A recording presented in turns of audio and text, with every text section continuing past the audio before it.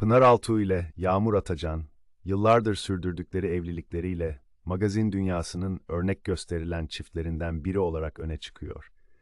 İkilinin birlikteliği 2008 yılında nikah masasına oturmalarıyla başlamış, bir yıl sonra da kızları Su'nun dünyaya gelmesiyle aile tablosu tamamlanmıştı.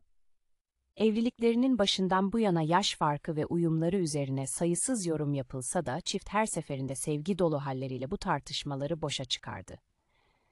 Pınar Altuğ 1974, Yağmur Atacan ise 1983 doğumlu. Aralarındaki 9 yaşlık fark, kimi zaman sosyal medyada alaycı sözlere konu olsa da yıllar içinde güçlenen bağlarıyla her daim birbirlerine destek olduklarını gösterdiler. Bir süredir ekranlardan uzak kalan Pınar Altuğ, paylaştığı yoga görüntüleriyle yeniden gündeme geldi. Takipçilerden gelen "Yağmur Bey kıskanmıyor mu?" sorusuna "Neden kıskansın ki?" yanıtını verdi.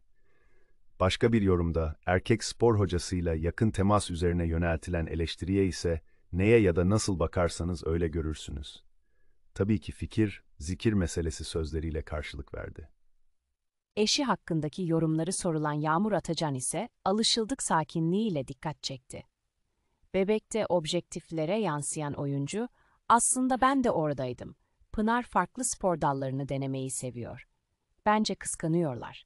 50 yaşını aşmış bir kadın var, sağlığına dikkat etmesi gerekiyor. İnsanlar sadece altına bir şey yazmak için yorum yapıyor. Biz bu oyunlara gelmiyoruz." diyerek eleştirilere noktayı koydu. Yağmur Atacan ayrıca yeni bir projeyle ekrana dönmeye hazırlandığını açıkladı.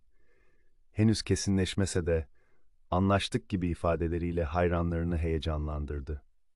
Kızları Su'nun lise son sınıfta olduğunu belirten Atacan, "Kızımız bu sene lise eğitimini tamamlıyor, önümüzdeki dönemde üniversiteye adım atacak" sözleriyle de aile gururunu paylaştı. Pınar Altuğ ise kısa süre önce hakkındaki asılsız ölüm haberlerine sert tepki göstermişti.